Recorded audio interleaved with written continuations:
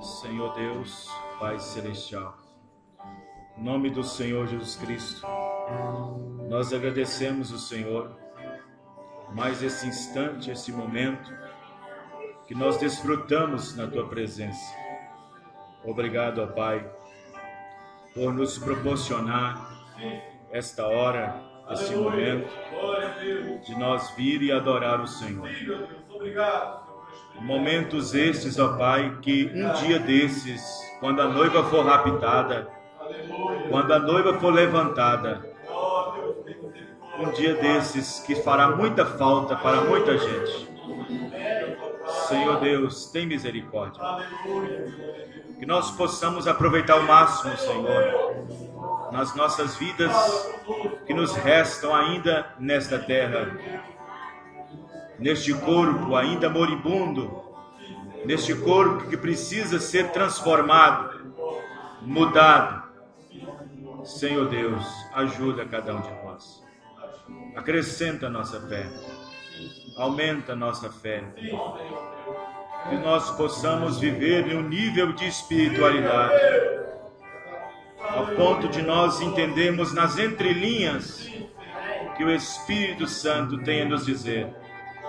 Abençoe cada irmão, cada irmã, que a graça do bom Senhor, o Deus Todo-Poderoso, Senhor Jesus Cristo, possa estar no coração de cada um, dando elas paz, alegria, saúde, libertação, dando descanso através da Tua palavra revelada. Abençoe cada um e que os nossos corações estejam prontos para receber, os nossos ouvidos prontos para ouvir a Tua palavra. Em nome do Senhor Jesus. Amém e amém. Deus abençoe a todos. Vamos aproveitar que estamos em pé, ler o livro de Atos, capítulo 1, versículos 6 e 7. Nós vamos prestar bem atenção na mensagem dessa noite, que eu quero falar sobre matemática. Quero falar sobre a matemática do tempo, terceira parte. Nós já falamos sobre a matemática do tempo, primeira parte, matemática do tempo, segunda parte, e hoje nós vamos falar na matemática do tempo, falando sobre o número 70. O que significa? Amém? Muito bem, vamos prestar bem atenção, por favor, manter a ordem. Senão você não vai inteirar e não vai aprender, não vai ficar ciente das coisas que vão ser ditas aqui nessa noite. No livro de Atos 1, 6. Vamos falar sobre a matemática do tempo, terceira parte.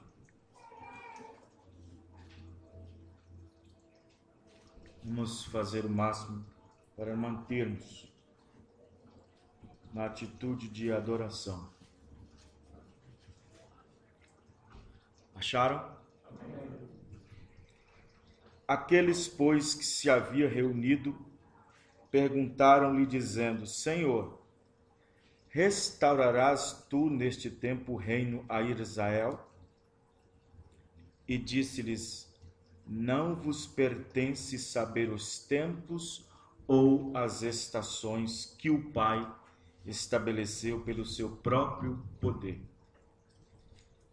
Caiu como uma luva o hino que o irmão Léo cantou por último agora. Fechemos nossos olhos. Senhor nosso Deus, aqui estamos mais uma vez, pedindo ao Senhor que abençoe a porção da Tua palavra, que foi lida nessa noite, e que nós possamos estar na atitude correta de adoração para ouvir o que o Senhor tem a nos dizer nessa noite. Abençoe cada um, Pai, em nome do Senhor Jesus Cristo. Amém e amém. Muito bem. Esperamos que isso possa ajudar muitas pessoas, os nossos ouvintes na rádio, que vão ouvir também através das ondas sonoras da programação da Rádio Fundamental, através da internet também. Nós já falamos, o primeiro estudo sobre a matemática do tempo foi em 2008, e o segundo matemática do tempo foi em 2010. E quem tiver essas mensagens em casa, recorre a elas novamente, ouça, e tudo está acontecendo na engrenagem correta. De vez em quando algum irmão liga para mim e diz, pastor, o senhor lembra da mensagem que o senhor pregou e tal, matemática do tempo, 2008? Lembro, está acontecendo exatamente o que o senhor disse. Falei, mas não foi eu, foi o Espírito Santo que disse. Claro, isto com um toque da mensagem do profeta. A matemática é uma ciência muito exigida desde os tempos primórdios. Ela trabalha com números e traz uma definição exata pela qual nela pode-se definir acontecimentos, eventos, tanto como prevenção, ou para a expectativa de alguma coisa.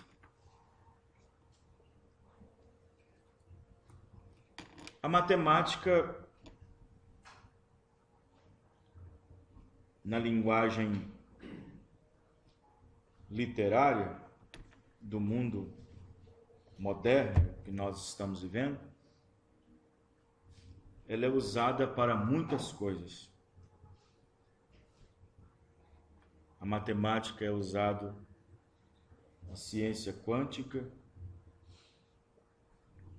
ela é usada na física,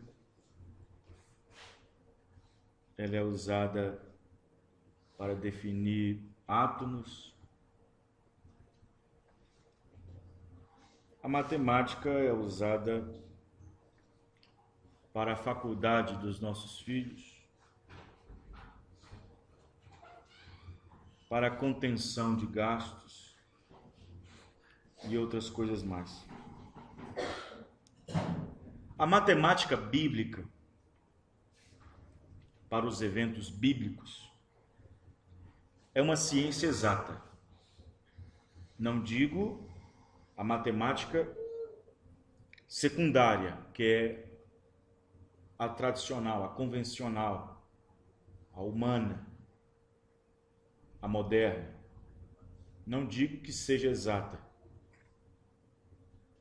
porque o homem pode falhar, mas Deus não falha. Mas a matemática bíblica, para eventos bíblicos, é uma ciência exata. Isso quer dizer que Deus está na matemática.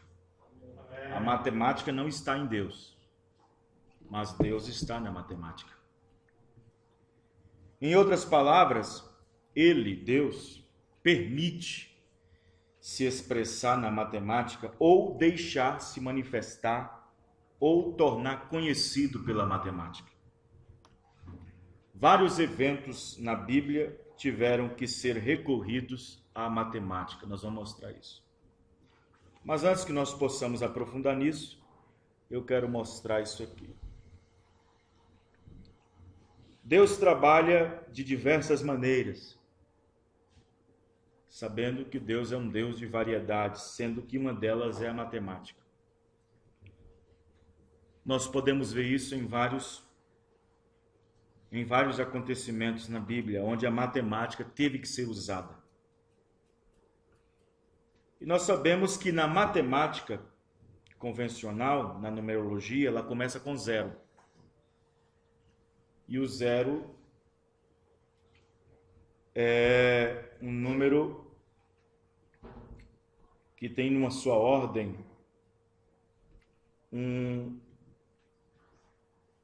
que não tem na sua ordem um valor, que não tem na sua ordem um valor, mas agrega.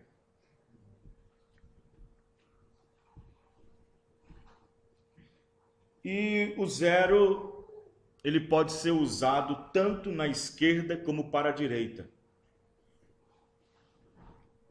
Quando você vê alguém dizendo assim, fulano de tal é um 0 à esquerda, isso quer dizer que a sua somatória é diminuída. Mas se você coloca um 0 à direita de um 1, à direita de um 2, à direita de um 3, isso se torna maior. Amém, irmãos? O 0 à direita de 1 é 10. O 0 à direita de 2 é 20. O 0 à direita de 3 é 30. Mas o 0 à esquerda de 1 é 1. O 0 à esquerda de 2 é 2. Aí 0 à esquerda de 3 é 3. Quem está me entendendo, irmãos? Por isso que o número 0 aponta para Deus. O número 0. Porque ele, no seu formato, aponta para a eternidade, como se fosse uma aliança. Aponta para a eternidade. Por isso que Jesus, quando ele veio na terra, se ele não chegasse na terra e chegasse a 0 no Calvário, tinha alguma coisa errada. Ele tinha que chegar a 0 no Calvário. Então observe bem que os números, Deus trabalha com alguns números na Bíblia. Deus trabalha com o número 1, 3, 5, 7, 9, 10, 12, 24, 40, 50 e 70. Esses são os números que Deus trabalha nele, quando Deus quer fazer alguma coisa. Agora, existem outros números, mas na eventualidade Deus trabalha com esses. E sempre eles demonstram alguma coisa que Deus quer fazer. Por exemplo, o número 1, por exemplo, fala de unidade. O número 2 fala de companheirismo. O número 3 fala de perfeição. Como também temos a perfeição de 3 atributos, de 3 ofícios, que aponta para um único Deus. 3 etapas da graça, que é justificação, santificação, batismo do Espírito Santo, para concordar nenhum. O número 4 fala da terra e da libertação. O número 5 fala da graça. Jesus, 5 letras. O 6 é o número de homem, criado no 6º dia, por com isso, consequência do pecado. O número 7 é a obra completa. O número 8 fala da aliança, apontando para a eternidade, que não tem princípio nem fim. O número 9, sendo múltiplo de 3, também fala da perfeição. O número 10 fala do mundanismo. O número 11 fala da vinda do Senhor para assalariar os trabalhadores em sua vinha. O número 12 lembra dos 12 apóstolos, fundamento da igreja. O número 24 fala dos 24 anciãos. O número 13 é o número de liderança, como também é o número da mulher, o número dos Estados Unidos. O número 14 fala de mudança e assim por diante. O número 40 fala de juízo, julgamento. Número 50 está falando de Pentateuco, está falando de jubileu.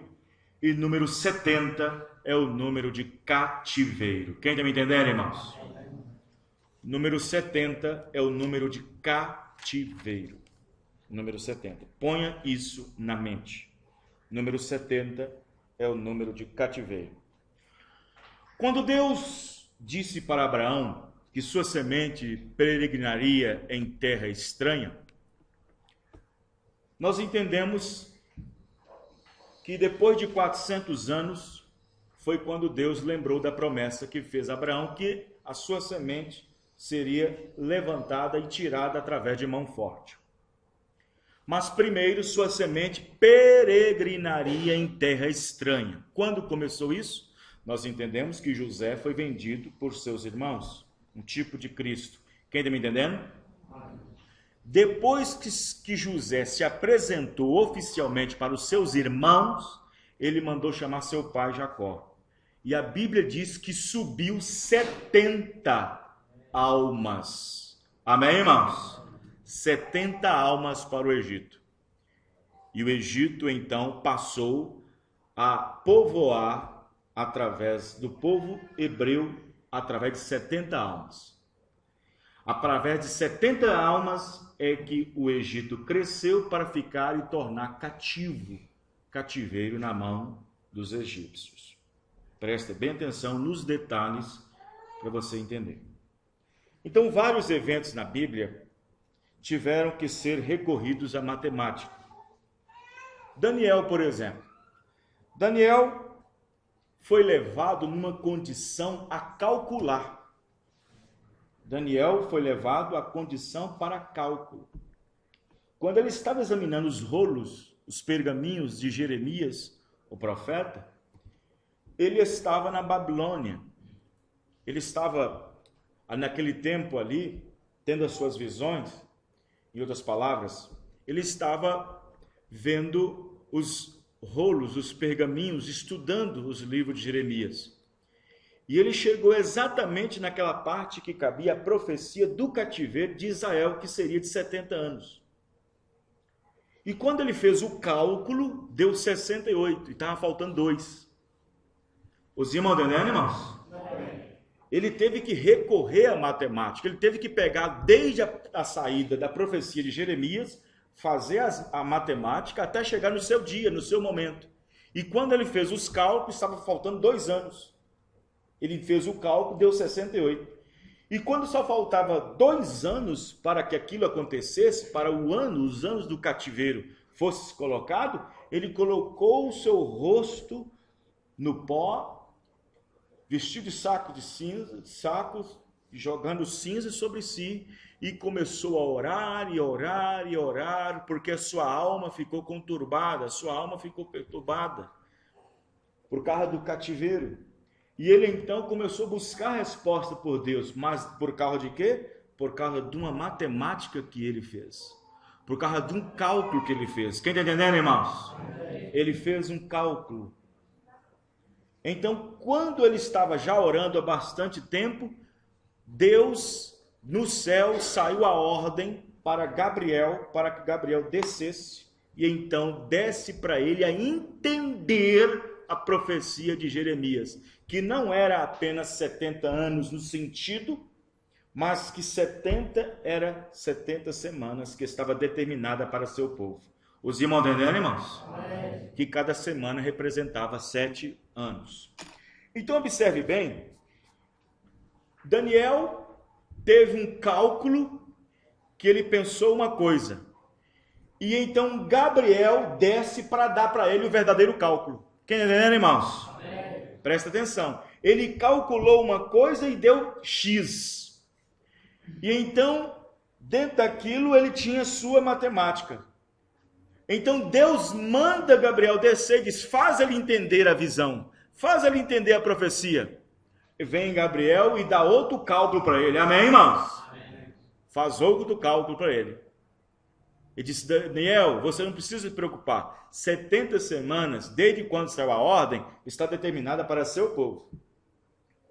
Então, observe bem que Deus fez Daniel entender aquela profecia, aquela visão. Outra pessoa, por exemplo, que teve que recorrer à matemática foi Noé. Deus tem suas maneiras de trabalhar e ele sabia muito bem que Noé não era apenas um simples camponês, que Noé não era apenas um simples lavrador, um simples apacentador de ovelhas. Deus sabia muito bem que Noé sabia muito bem trabalhar com cálculos. Noé entendia muito sobre matemática. Foi por isso que Deus deu aquela ordem para que ele construísse a arca nos exatos números da matemática. Quem entendeu, irmãos? Nos exatos números. Quantos côvados de largura, quantos côvados de comprimento, quantos côvados de altura, o tamanho e a extensão e o lugar onde a janela deveria ficar. Amém, irmãos? E Noé tinha que fazer a arca de acordo com os cálculos e o tamanho daquilo que Deus pediu.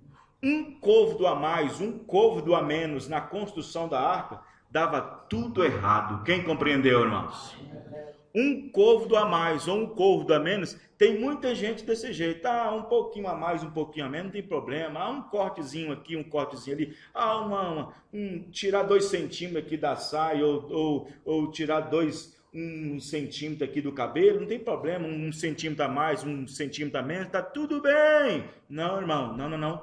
Deus é exato. Amém, irmãos? Deus é exato na sua santificação.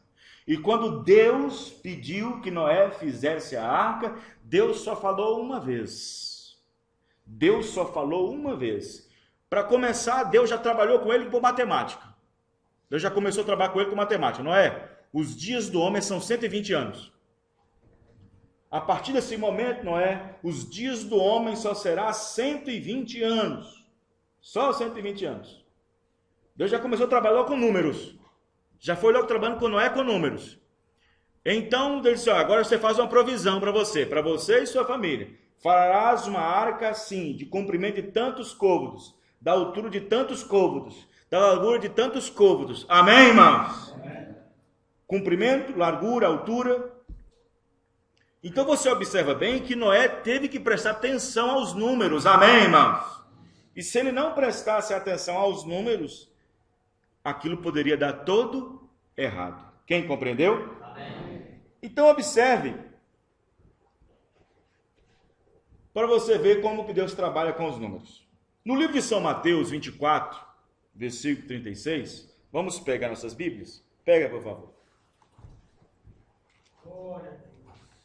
Vejam bem, Mateus capítulo 24, versículo 36. Observe bem, nós sabemos que existe um rapto. Você crê nisso, irmãos? Amém. Nós sabemos que existe um rapto. Nós sabemos que o rapto é um acontecimento pela qual a noiva espera para a sua transformação. Os irmãos estão entendendo? Porém, nós não sabemos o dia e nem a hora. Presta atenção. Dia e hora. No nosso calendário gentil, que é o romano, nós temos 12 meses, 365 dias no ano. De 4 em 4 anos, temos um ano bissexto, que é colocado mais um dia no mês de fevereiro. Quem está entendendo, irmãos? Então, temos 12 meses no nosso calendário.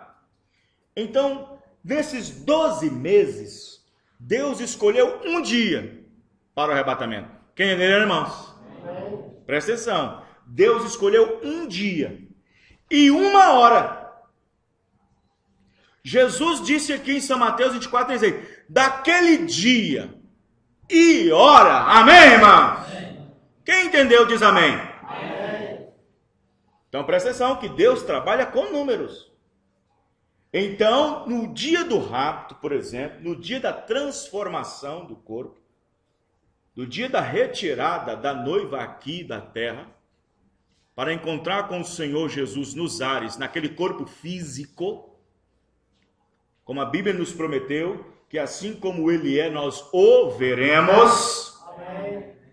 Jesus não é nuvem, o corpo não é nuvem.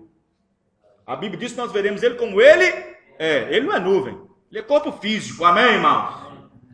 Então o que acontece bem? A Bíblia diz, aquele dia e hora, ninguém sabe, nem o filho, senão unicamente o pai. Ele não permitiu que o ofício de filho, porque filho tem princípio e fim, ele nasceu e morreu. Ele não permitiu que o ofício de filho, que é limitado, soubesse. Mas como no ofício de pai, amém, irmãos?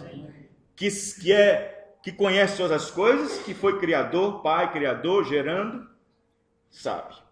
Então presta atenção. Para nós, gentios, temos o calendário romano, que tem 12 meses, 365 dias no ano, e de 4 em 4 anos temos um bissexto, que no caso, um dia a mais para o mês de fevereiro, o dia 29, e assim por diante. Então observe que Deus, sendo Deus, ele disse, naquele dia do mês, e hora do dia, ninguém sabe. Amém, irmãos? Amém. Então Deus trabalha na matemática. Só que ele não revelou isso. Amém? Ele não revelou isso. Presta atenção nisso. Então observe bem que nós vamos encontrar algo aqui. No dia 7 de maio, veja bem, vamos pegar outra coisa. No dia 25 de janeiro agora que passou, no dia 25, foi comemorado no mundo inteiro. E também em muitas televisões fizeram matéria sobre os 70 anos do Holocausto, vividos no tempo de Mussolini e Hitler.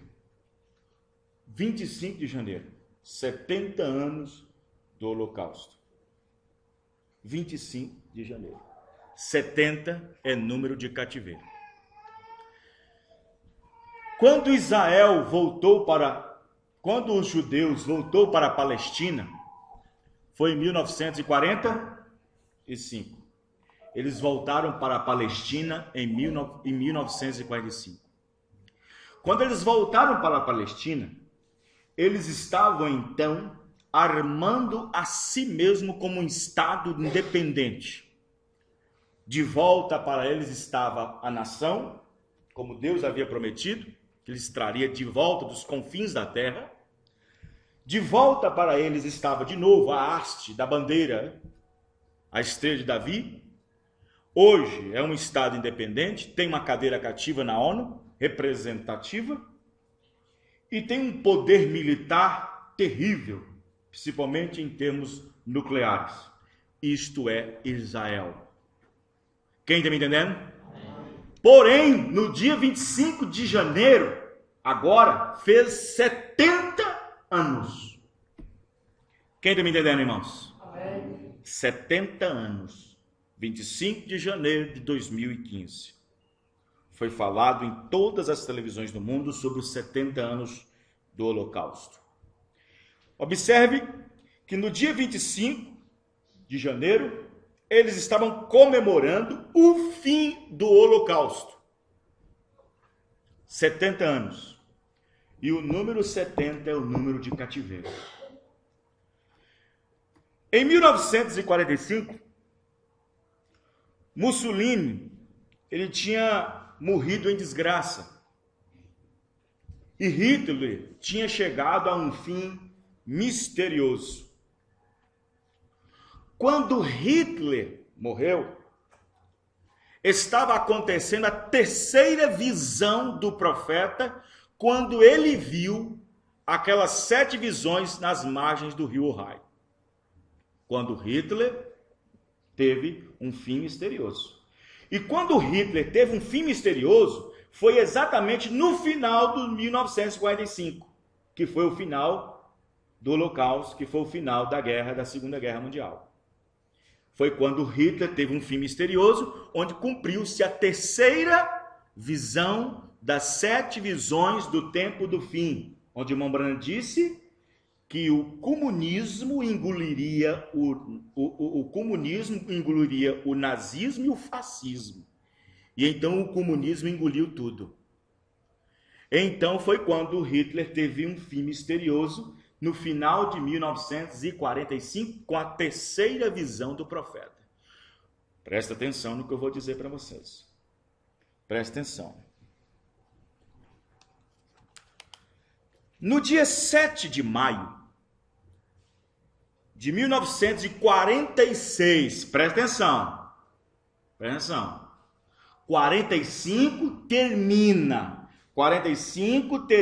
o Holocausto, 45 começa a figueira a brotar. Já tem 70 anos que a figueira brotou. Não deram os seus frutos ainda, que é 144 mil. Porém, brotou há 70 anos atrás, quando Israel voltou para a Palestina. Porém, ela não deu seus frutos, porque para dar os frutos é necessário os 2 profetas estar lá. Amém, irmãos? Amém. Para trazer 144. Os 144 é os frutos. A figueira brotou. Agora presta bem atenção. Conta então 1946 para cá.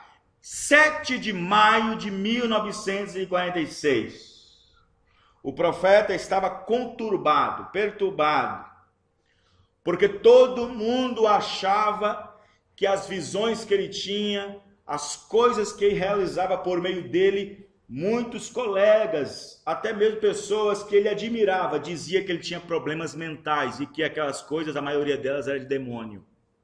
Ele não compreendia, na verdade, o que ele era e o porquê. O que aconteceu? Ele quis dar um fim nisso, ele quis dar um basta nisso, ele queria uma resposta. 7 de maio, ele chega para a irmã Meda, tira $17 do bolso, a única grana que ele tinha, o único dinheiro que ele tinha, $17, e diz: Meda, aqui está para o sustento da criança. Ele pegou a bolsa, um bornal, e colocou alguma coisa dentro e foi. Para onde você vai? Diz: vou para a minha caverna. Vou para a minha caverna no Greensmill. 1946, 7 de maio. Então o irmão Branham foi para a caverna secreta. E lá ele entrou na caverna e orou, e orou, e orou, e orou, e orou, e orou, e orou. Até que lá por volta das 2, 3 da madrugada, o anjo do Senhor lhe aparece, como se fosse uma pessoa normal, uma pessoa que pesava 90 libras, 1,90 m de altura. Chegou na caverna com a luz brilhando, com os pés descalços e vestido de roupas palestinas. E então, quando o irmão Branham viu aquilo, ele tomou um susto e disse: não temas, eu sou enviado da parte de Deus Todo-Poderoso. E ali o irmão Branham disse que ele sentou e conversou com o irmão Branham até quase o dia raiar. Um tipo de Jacó. Precisava de uma resposta. Quem entenderam, irmãos? Precisava de uma resposta. E então o anjo lhe explicou para ele: sabe, a sua vida peculiar, que você não entende, que as pessoas não entendem, é porque você nasceu nesta terra com um dom. Amém, irmãos? Você nasceu com um dom. É por isso que as pessoas não entendem e até agora você não entende a si mesmo. Mas você foi enviado para este mundo com um dom para que ajudasse as pessoas, para orar pelos enfermos. Você vai visitar reis, monarcas, você vai orar por pessoas assim por diante. Diz: mas como eu farei isto? Eu só tenho a 5ª série, não tenho primário, direito, aquela coisa toda. Eu disse: veja, assim como eu fui com Moisés, eu serei contigo. 2 sinais te serão dados. Amém, irmãos? Amém. E acontecerá que se eles não crerem no primeiro sinal, eles vão ter que crer no segundo sinal. Amém. O primeiro sinal será que quando você colocar a sua mão direita nas mãos esquerdas das pessoas, você sentirá as vibrações e você verá quais espíritos de enfermidade aquelas pessoas estão passando e vivendo. E acontecerá que o segundo sinal, que você conhecerá os próprios segredos, seus próprios corações. Amém, irmãos? Os irmãos estão entendendo, irmãos? Ele disse isso. E então ele disse, mas como será isso? Ele foi e mostrou, o anjo mostrou alguns eventos na Bíblia de que Jesus fez. Ali então, o irmão Brana já saiu dali, outro Brana. Ele já saiu dali não com a sua mente mais confusa, já saiu dali já sabendo e ciente, amém, irmãos? Confiante no seu ministério. Agora ele tinha um apoio, agora ele tinha algo que não preocupasse mais. E ele saiu dali. Agora presta bem atenção, 1946 foi quando o anjo visitou na caverna do Greens Mill. Quem está me entendendo? 2016 fará 70 anos. 2016 fará 70 anos. Que é um número de cativeiro. É um número de cativeiro. Preste bem atenção. Em 2016 fará 70 anos. Em 2013, agora, muitos crentes da mensagem e do mundo inteiro estavam comemorando o jubileu. O jubileu, a festa dos tabernáculos e assim por diante. Estava comemorando o jubileu. O que significa jubileu? Eu falei aqui na matemática do tempo que o número 50 quer dizer número de libertação. Número 50, Deus usou para que no dia de Pentecostes o Espírito Santo caísse no dia Pentateuco, no dia 50. E 50 era um dia, era uma quantidade de ano em que escravos que viviam com seus senhores, no tempo do soar da trombeta, é que quando ele estava cativo, ao ouvir o soar da trombeta, ele poderia declarar a si mesmo, não que alguém declarasse, mas ele poderia declarar a si mesmo que ele estava libertado dali em diante. Amém, irmão? Os irmãos estão entendendo? Então, presta atenção. Lá, quando isto acontecia, quando as pessoas tomavam cativas, presta atenção, tomavam cativas e era então os seus senhores donos delas. Mas na lei havia uma intenção de anos, na qual era 50 anos. E nos 50 anos, quando aquela trombeta tocasse no dia 50, quando aquilo tocasse no meio do arraial, na seara dos seus senhores, então, quando aquilo tocasse, quem for que seja, estivesse trabalhando nas pedras, estivesse trabalhando nas águas, estivesse trabalhando na lavoura, estivesse olhando o gado, as ovelhas, ele ouvindo o soar da trombeta, ele sabia que era o dia do seu jubileu. Amém, irmãos? Ele sabia que era o ano seu do jubileu. E quando ele ouvia aquilo, ele não queria saber mais de dar mais a marretada, a próxima marretada, ele não queria saber de dar mais a enxadada, ele não queria saber mais de dar um pregado, ele então deixava aquilo e vivia livre dali em diante. Amém, irmãos? Ele vivia livre. Mas se ele não prestasse atenção, se ele não tivesse olhando o tempo e a hora e a estação, o tempo que estava vivendo, se ele não tivesse prestado atenção no tempo, se ele não tivesse somado os anos, você sabe como é que Noé percebeu? Você sabe como é que Noé soube que o tempo estava chegando? Ele pegou sua idade. Ele pegou sua idade. Deus disse, olha, os dias dos homens sobre essa terra serão 120 anos. 120. Então Noé pegou a sua idade. Ele disse, então quando eu tiver tanto, acontecerá. Amém, irmãos? Então, aquelas pessoas que estavam escravizadas, trabalhando por seus senhores, seus amos, eles tinham que prestar atenção no tempo, eles tinham que prestar atenção na estação, no tempo e na hora. Eles tinham que estar prestando atenção em tudo, em volta de tudo. Porque se eles estivessem num lugar em que tocasse a trombeta, mas o barulho atrapalhava, perdia e continuava escravo. Então você diz, aí o outro, ele poderia passar o dia e dizer, mas peraí, tocou a trombeta? Tocou, mas eu não ouvi. Mas você estava na festa. Você estava na festa, você estava na danceteria, você estava com os meus amiguinhos brincando de piadinha, você estava ali fazendo alguma coisa, você estava perdendo tempo, você estava fazendo isso, fazendo aquilo, mas eu não ouvi o som da trombeta. Não importa, agora não tem mais jeito. Daqui 50 anos atrás você não tem mais jeito, já está velho já. A próxima trombeta que vai tocar agora é já daqui 50 anos, então não tem mais jeito. Mas eu não ouvi, mas onde você estava? Eu estava com meus amigos pescando, então fica difícil. Onde você estava? Eu estava num churrasco, eu estava em alguma coisa. Eu não ouvi o soar da trombeta. Eu acho que eu estava brincando na hora, eu não sei, ou dormindo, ou alguma coisa. Você perdeu o soar da trombeta? Você não ouviu o soar da trombeta? Não, eu não saí. Então, pois é, agora não tem mais jeito.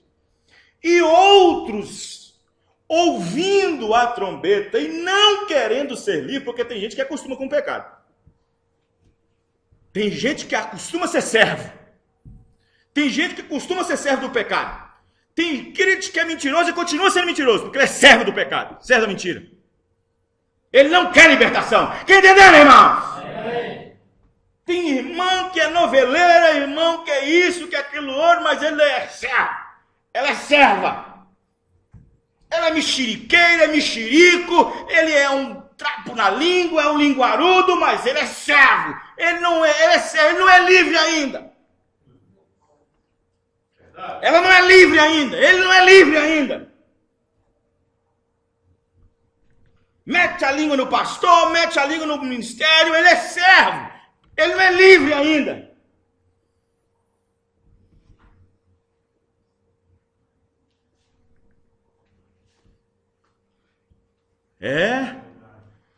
E quando a trombeta tocava, um jogava o enxadão logo e o outro ainda continuava dando enxadada.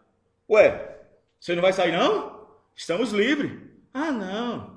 Já acostumei com o batido da enxada. É mesmo? Eu já acostumei, sabe? Eu acostumei tanto com o meu servo, com o meu senhor, o quê? Sabe? Acostumei tanto com o meu senhor que não preciso mais. Se tem certeza? Olha, a trombeta soa uma vez só. É uma vez só, meu filho. Olha, eu joguei meu enxadão lá e minha enxada cai. Eu não quero nem saber. Não, eu vou estar aqui. Rapaz, cuidado. Aí, quando pensar que não, o senhor daquele campo descia no campo para ver quem quis a libertação e quem não quis. Aqueles que quiseram a libertação, o Senhor nem quis se preocupar, porque era direito dele. Mas aqueles que não quis, o Senhor então chamava aquele rapaz, mandava alguém lá fora, chamava um capataz, ou um soldado, quem seja, e fazia uma fivela, uma argola grossa, um tipo do uso pagão.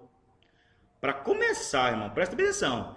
Ele era servo e tinha direito de ser livre. Agora não quer, e agora, além de ser um servo, agora vai ser um pagão. E então esquentava a ponta no fogo, bem a pontinha da argola, e vinha na orelha e furava. Furava ele, e ele era marcado na orelha. E aquilo provava para todo mundo. Pode pregar a mensagem que for, não tem mais libertação para ele. Pode pregar o sermão que for, não tem mais liberdade para ele. Pode tocar quantas trombetas que tocarem, não tem mais libertação para ela. Presta atenção que a terceira puxada é a abertura da palavra, nos liberta. Mas a terceira puxada também prega para as almas que estão em prisão. A terceira puxada, a terceira etapa prega a palavra. A terceira etapa é a abertura da palavra, a abertura dos trovões. Isso nos traz libertação. Amém, irmãos? Mas a terceira puxada também, diz o profeta, é pregada para os perdidos. É pregada aos perdidos. Aos perdidos. Aí você fala, mas pastor, será que pregando a terceira etapa na mensagem, será que tem perdidos? Vamos pegar um exemplo? Vamos pegar o natural para explicar o espiritual? Pega um pai que já desistiu de um filho, mas mora na mesma casa. O pai fala. Sabe onde é a casa? Sabe onde é o endereço? Sabe onde mora? Sabe quem é seu pai? Sabe quem é sua mãe? Mas é um filho desobediente. Não tem conselho e mensagem que o pai dá. Naquele tempo, quando um filho não progredia assim, aquele filho era arrancado de tudo que ele tinha. O pai não poderia dar testemunho público dele, porque naquele tempo tinha os tutores para poder trabalhar. Os tutores trabalhavam no caráter daquele rapaz. Os tutores trabalhavam no caráter daquele filho. E quando aquele filho atingiu uma idade da responsabilidade em que seu pai já estava velho e que tinha que ter alguém para poder cuidar das propriedades do pai, aquele filho tinha que chegar corretamente ensinado pelo tutor. O tutor tinha que trabalhar no caráter do filho, para se aproximar ao caráter do pai. Mas de vez em quando o tutor chegava para o pai e dizia, ora, seu filho está assim, seu filho não está assim, seu filho está rebelde, seu filho não quer ouvir, seu filho está isso, seu filho está aquilo outro, seu filho está aquilo outro. E o pai entristecia recebendo os relatórios que o tutor trazia. Mas aqueles filhos que trabalhavam dentro da índole e do caráter do pai, então o tutor chegava para aquele pai e dizia, seu filho está indo bem, seu filho está se comportando bem, seu filho está sendo obediente, amém, irmãos? E o pai então se alegrava. O pai então pensava, está vindo a adoção aí, está vindo a adoção aí, amém, irmãos? E para quantas pessoas que não vai ver adoção para ele? É filho na mensagem, mas não filho para o corpo místico. É filho de igreja, mas não é filho no corpo. Ele é ingressado na igreja, nas quatro paredes, mas não é ingressado no corpo físico, no corpo espiritual. No corpo, naquele pela qual só pode entrar pelo Espírito. Quem está me entendendo, irmãos? Porque por um Espírito somos batizados num corpo. Por um Espírito somos batizados formando um corpo. E somente por esse Espírito é que você pode entrar neste corpo. Por isso que Deus tem uma noiva invisível. Ela é unida. Amém, irmãos? Amém. É uma união invisível da noiva. Por isso que o profeta diz, existem muitos filhos de igreja, não filhos da palavra. Por isso que nós temos que entender isso. Então você observa bem, que quando o irmão Branham saiu de sua casa em 7 de maio de 1946, começou uma contagem para nós. Presta atenção no que eu vou dizer para você. Em 2013, tivemos o jubileu. O que quer dizer isso? Tivemos o ano do jubileu. Mas o que quer dizer isso? Libertação? Libertação? Por que as pessoas estão cativas em suas interpretações? Por que as pessoas estão cativas em suas ideias, em suas inovações, em suas interpretações? Que jubileu é esse? 2013, 50 anos em que os trovões foram revelados. Sim, 50 é o ano de jubileu. Claro que é. 50 é um ano de jubileu. 1963. Exatos de 17 a 24 de março, onde os trovões foram revelados. Quem está me entendendo, irmãos? Vejam bem. Então observe bem que em 2016 fará 70 anos que o irmão Branham teve a visita daquele anjo ali naquela caverna, dando ele a comissão. Dando ele a comissão. Quem está me entendendo, irmãos?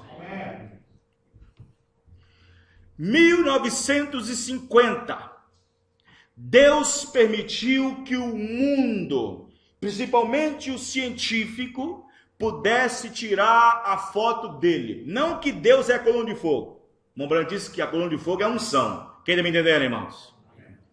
A coluna de fogo é unção. É uma forma em que ele pode se identificar, não que ele seja unção.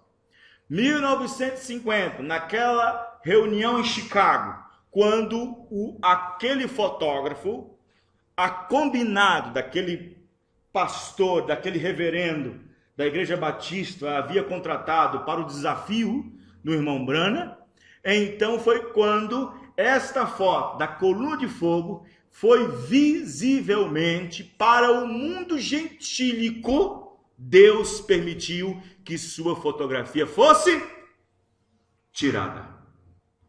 Isso não acontecerá mais. Em 2020, faz 70 anos, esta coluna de fogo só poderá ser vista outra vez pelos judeus. Amém, irmãos? Amém. Pelos judeus. Só pelos judeus. 70 anos. Quero que você preste atenção nisso aqui. Assim, quando a figueira brotou em 1945, 25 de janeiro agora comemorou 70 anos da sua libertação. Presta atenção, eles comemorou 70 anos da sua libertação. Porém, a abominação desoladora, a mesquita de Omar, lá na Palestina, lá em Israel, lá em Jerusalém, ainda está lá. Que é uma mesquita muçulmana. A abominação desoladora. Enquanto aquela mesquita não vier abaixo, enquanto as ruínas não caírem, e eles levantarem imediatamente o templo de volta ao que era Salomão, nas mesmas bases, para o Messias aparecer para eles. Quem está entendendo, irmãos?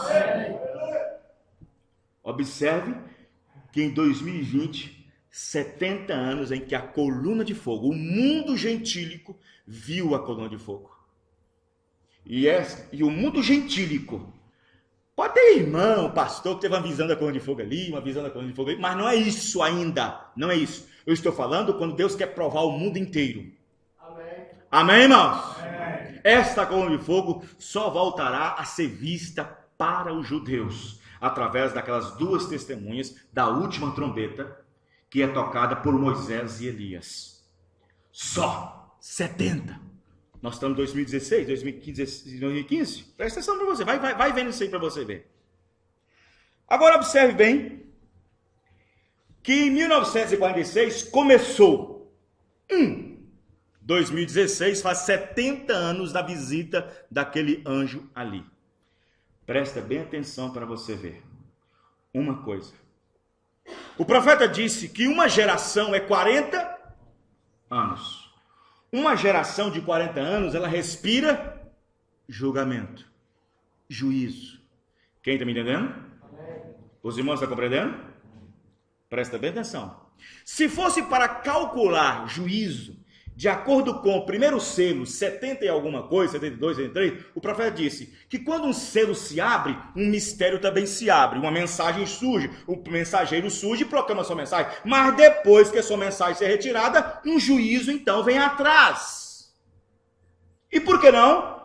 Quando em 2003 fez 40 anos que o selo foi aberto? Por que um julgamento não caiu em 2003, quando fez 40 anos que os selos foram abertos? E por que Deus permitiu ainda nós ver o jubileu destes trovões em 2013? Quem está me entendendo, irmãos? Amém. Presta bem atenção. Você tem que olhar medidas, veja bem, Israel estava chorando no cativeiro, pedindo libertação. Pedindo libertação. Presta bem atenção, pedindo libertação. E eles então receberam o libertador. O fato de receber o libertador nascendo, não era o fato que eles estavam sendo libertados. Quem está me entendendo, irmãos? Amém. O fato do irmão Branham ter nascido com um dom, não é fato que nós estávamos sendo libertados. O fato de Moisés ter nascido um bebê, aí está o libertador. Não, precisava de um tempo. Amém, irmãos? Quem está me entendendo diz amém. Então observe bem para vocês verem isso aqui. Por que então isso aí? Deus, irmão, ele trabalha na matemática. O profeta disse na mensagem à era de Laodiceia: a era de Laodiceia é a menor de todas as eras. A era de Laodiceia não pode ser maior do que a de Éfeso. A era de Éfeso começou em 55 e terminou em 1970. Então durou 17 anos. 117 anos. A era de Éfeso durou 117 anos. E o profeta diz que a era de Laodiceia é a menor de todas as eras. Ela não pode acompanhar nenhuma outra. Ela é a menor. E sendo a menor, diz o irmão Branham, a consumação de tudo começa nela. Então ela começa em 1906. 2006 fez 100 anos. 2016 fará 106 anos. Restará 11 para ela poder igualar com a era de Éfeso. O irmão Branham diz: não pode igualar. Não pode igualar. Leia a mensagem, a era de Laodiceia em casa. Quem está entendendo? Leia em casa. Os irmãos estão entendendo, irmãos? Jesus, quando estava na terra, diz: os dias nossos seria como o dia de Noé, 120 anos. Você acha que Deus pegou só a característica do dia? Você acha que Deus pegou só as mulheres lindas? Pegou só as mulheres belas? Você acha que Deus pegou só os filhos de Deus entrando nas filhas dos homens? Você acha que Deus pegou só isso? Deus não pegou os números? Deus não pegou a matemática? Deus não pegou o tempo? Deus pegou tudo e empacotou e jogou para essa era também. Amém, irmãos? Amém. E os dias dos homens serão 120 anos.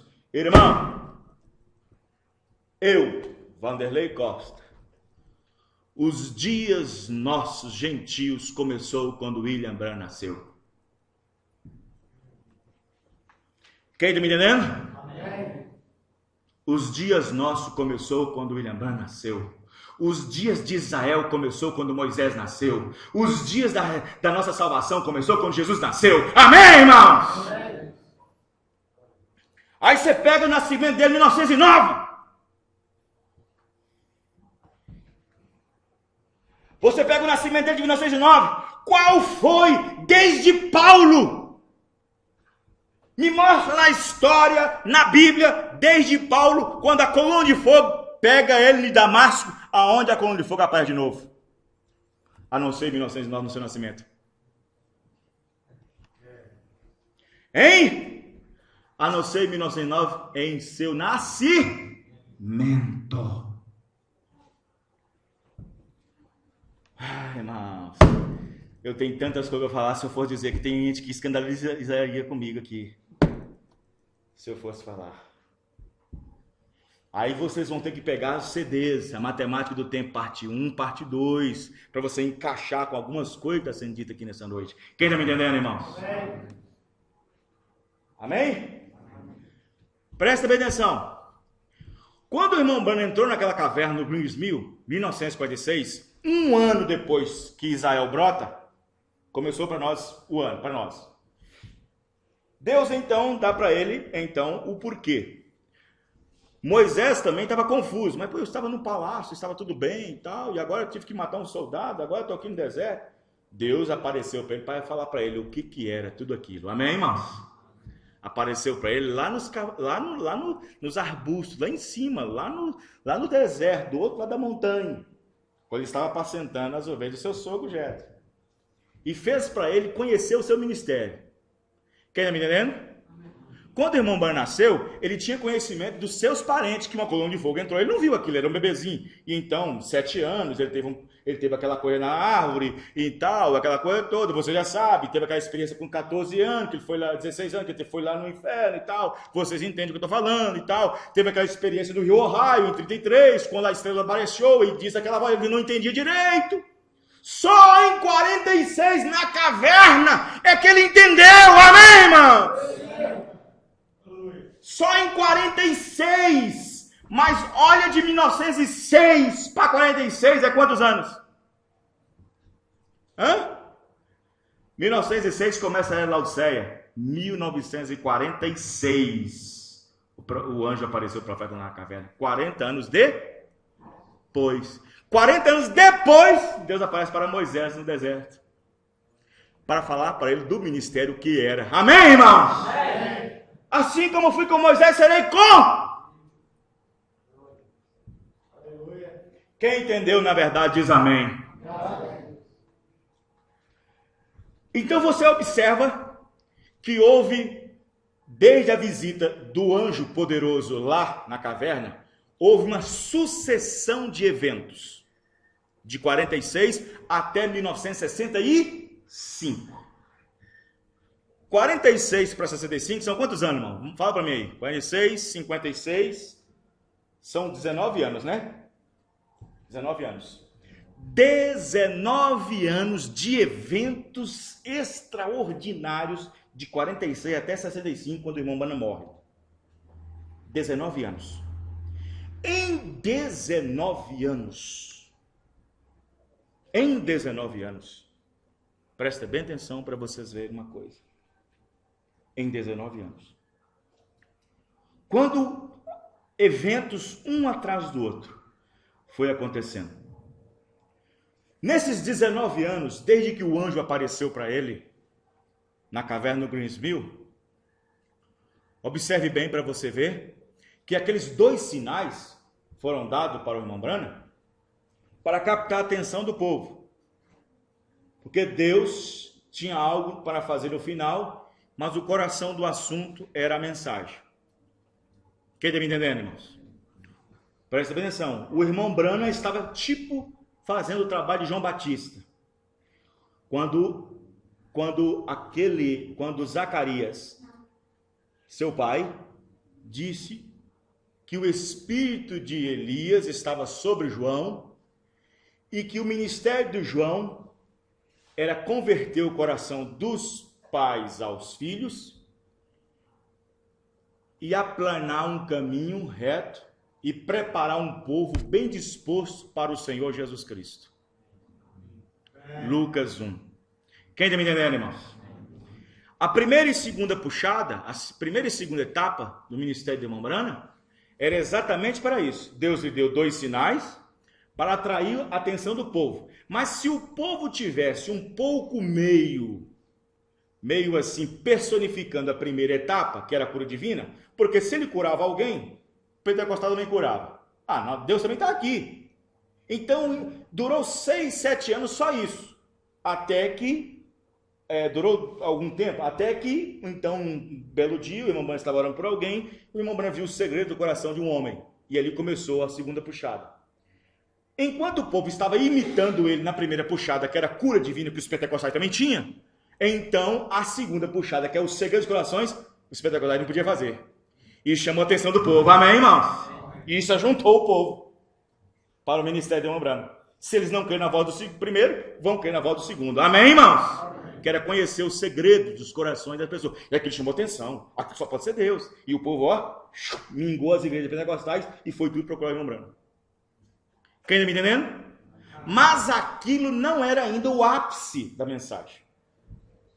E aqueles eventos vai acontecendo evento atrás do outro, em Chicago em 1950, e vai embora, aquela coisa toda, de 46, e vai embora aquela coisa toda, e em 62, houve aquele evento que o Papa Paulo I foi lá na Palestina, e então foi a primeira vez que a Palestina recebeu um Papa, recebeu um pontífice do Vaticano, quando ele foi recebido na Palestina, na Judéia, quando ele pela primeira vez foi lá. E observe que a lua representa a igreja, o dragão representa Roma. E quando o dragão estava perseguindo a lua, perseguindo a igreja, olha, irmão, o que aconteceu? Aconteceu que quando o Papa pisou em terra santa, quando o Papa chegou lá beijando a terra, em outras palavras, sei lá como é que foi, houve uma prostração nervosa na lua. E naquele exato momento, lá no ocidente, em Jeffersonville, o irmão Branham estava pregando as 7 eras da igreja, no tabernáculo para cerca de 300 pessoas no máximo. Ele estava pregando as 7 eras da igreja num quadro negro, em formato de luas, em formato de zero, em formato de círculos. O irmão Branham estava desenhando as 7 eras da igreja, mostrando pelo epílogo da história, mostrando em cada era um evento e como ela se comportou. E então, nesse exato momento, o Papa também estava pisando na Palestina. E na lua houve uma prostração nervosa e houve aquelas 7 fases do eclipse lunar. E então fotos foram tiradas de várias formas e de várias maneiras. E quando aquilo que estava acontecendo na Palestina, que o irmão Branham não sabia, e nem do que estava acontecendo na lua, mas o que estava acontecendo no tabernáculo Branham, o irmão Branham estava ensinando sobre as eras, quando de repente as paredes começou a fazer isso, começou a tremer, e então a coluna de fogo apareceu. Amém, irmãos? Amém. Apareceu no meio de todo mundo, e foi até o tabernáculo, até a plataforma onde o irmão Branham estava. Onde o irmão Branham estava. O irmão Branham já sabia de tudo, ele percebeu que era o Senhor chegando, e então ele parou de pregar. E então, a mesma forma que o irmão Branham desenhou, é a mesma forma que a coluna de fogo estava desenhando. Amém, irmãos? Amém. Deus desceu para vindicar. O que, pastor? A mensagem? Ainda não. Ele não tinha pregado os trovões ainda? A mensagem não. Deus desceu para vindicar o que Roma, o que o período gentílico nas igrejas aconteceu. Amém, irmãos? Do que ele estava ensinando. O irmão Branham estava pondo o quinhão de mensageiro. Foi Paulo, o quinhão de mensageiro foi Esmir, foi Irineu, o quinhão de mensageiro. Aí Deus desceu para confirmar. Aí o povo estava lá no tabernáculo. Eu não acho que foi Irineu, ele está pegando alguém da história. Eu não acho que foi Martim, ele está pegando alguém da história. Então você acha que não teve dúvida ali? Então, para tirar as dúvidas, Deus desceu para confirmar o que estava pregando. Amém, irmão? Deus desceu para confirmar. Porque eu vou dizer para você, olhar para a história e colocar um quinhão numa pessoa, irmão, tem que ser Deus. Amém, irmão? O profeta até pensou que o segundo mensageiro era Policarpo, porque Policarpo tinha mais história do que Irineu. Mas Deus revelou que era Irineu. Amém? Não é pelos filhos bonitos de Jessé que é o próximo rei, não. Não é pelos filhos de Jessé, os guerreiros. Não, você não tem que olhar pela altura, pela história, pelo tal. Amém, irmão? Amém. Um Davizinho estava lá, ele era o rei. Então observe bem que nós tivemos esses eventos. Agora presta bem atenção para você ver. Quando isso aconteceu. Em 1963, quero que vocês prestem atenção, em 1963, quando os selos foram abertos, os trovões foram abertos, o irmão Branham, antes de pregar os trovões, ele estava no Arizona, ele estava no deserto. Foi lá quando ele recebeu a visita dos anjos, que veio da eternidade, aqueles 7 anjos que vieram na velocidade do som, rompendo a barreira da nossa atmosfera, e houve uma explosão, 3 explosões, como um torvelinho subindo da terra em 3 estágios. E quando aquilo aconteceu, estavam alguns irmãos presentes para testemunha. O profeta não foi bobo, o profeta sabia que algo tinha acontecido, porque tinha pregado em novembro a mensagem, Senhores, este é o tempo, falando sobre a visão do trovão, da explosão. O irmão Branham sabia que algo estava para acontecer, e Deus disse, vai para o deserto, vai para o oeste. O irmão Branham levou 3 testemunhas, assim como Jesus levou as 3 testemunhas lá por cima, para o monte da transfiguração, Tiago, Pedro e João. Ele levou as 3 testemunhas, para o que acontecesse lá em cima, ele pudesse provar cá embaixo. E o irmão Branham levou as testemunhas para o deserto com ele, irmão Buck Sword, irmão Fred Sotman, irmão John Jackson e outros mais.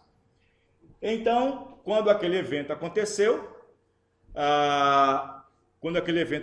nós encontramos que quando a primeira explosão aconteceu, estava acontecendo um julgamento. A segunda aconteceu outro julgamento. Presta atenção. Julgamento número 40. Presta atenção para vocês verem, acontece isso aqui. E isso foi em 1963. Quando essas explosões aconteceram, que as copas das árvores foram cortadas, as pedras foram cortadas como se fosse uma lâmina assim, ó, as pedras. Até hoje, em alguns lugares nos Estados Unidos, os mais velhos, tem nas escrivaninhas, em cima das mesas, pedras de lá, para poder sustentar folhas, essas coisas assim. Para segurar folhas, coisas assim, pessoas. E não vende por nada, por causa daquele evento que aconteceu. Aí o irmão Moore chegou para o irmão Branham e disse, irmão Branham, o que está acontecendo? Aí ele disse, juízo está caindo sobre o Alasca. Isso foi na Sexta-feira Santa, quando um terremoto de escala proporcional arrasou com o Alasca até chegar um pouquinho lá perto do Canadá. O segundo foi na mesma forma, na outra Sexta-feira Santa. Sexta-feira Santa de novo. Destruindo o juízo outra vez. O irmão Branham, ele viu 3 torvelinhos, 3 terremotos, mas faltava um. E aquele um não aconteceu mais, desde lá para cá. Um dia, fazendo a barba, dentro da barbearia, ouve-se um noticiário no rádio. Ele estava lá fazendo a barba, aquele tanto de espuma na cara. Houve um noticiário no rádio. Um terremoto está para acontecer. Ele pensou, será esse o último? Porque o último, diz a Bíblia e diz a mensagem, vai abalar o mundo inteiro. E as potências do céu serão abaladas, a ponto de um estado, 3 estados, contendo uma dimensão de 1.285 quilômetros de distância, uma população de quase 50 milhões de pessoas, irão tudo de mar abaixo quando a Califórnia descer.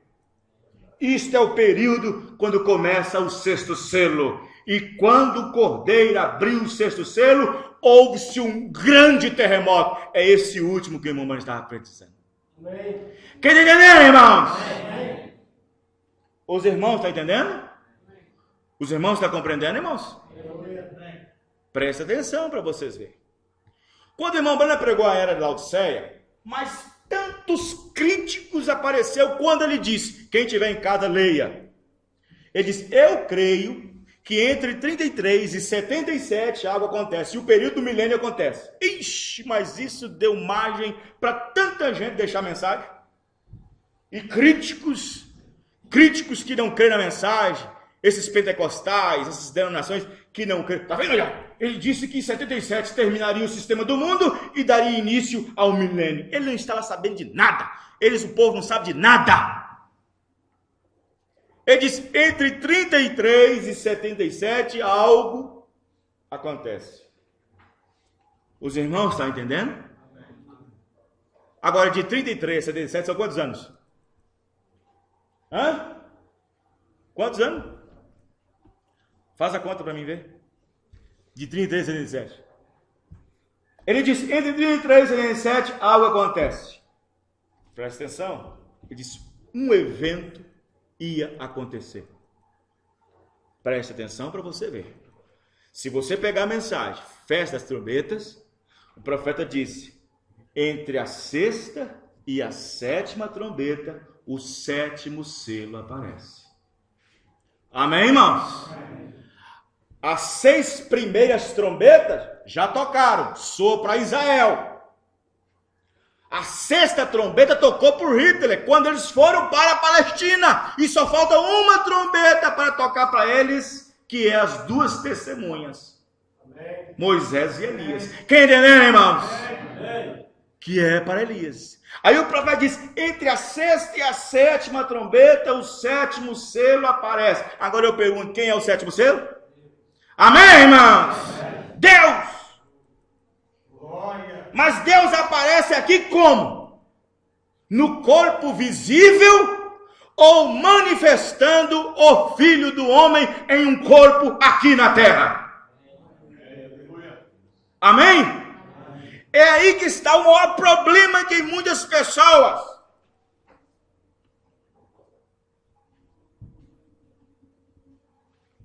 Porque quando os 7 anjos apareceram lá no Arizona, onde em Flagstaff, Arizona, Prescott e outros lugares estavam tirando fotos, tirou aquela nuvem lá. Tirou aquela nuvem.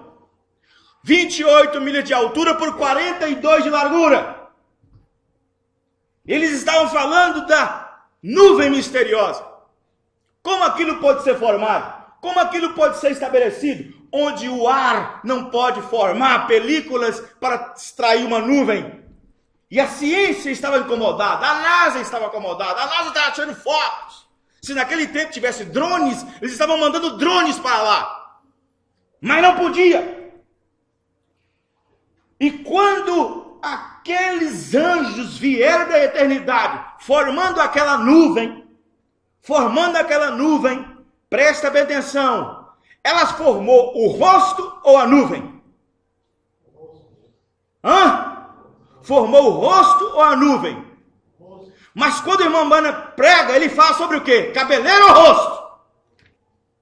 Cabeleira. Hein? A cabeleira representa o quê?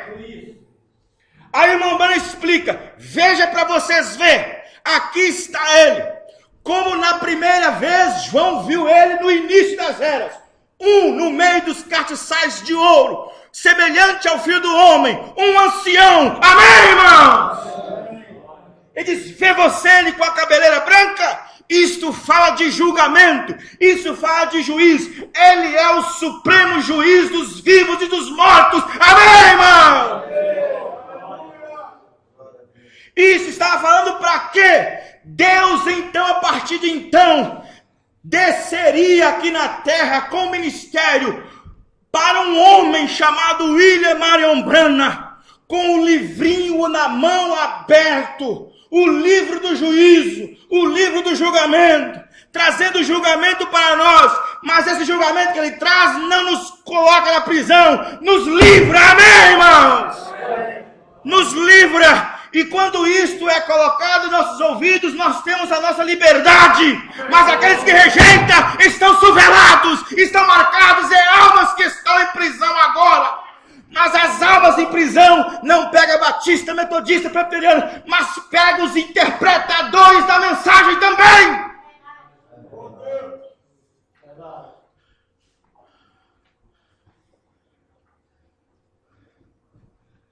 Amém? Os irmãos estão entendendo? Amém.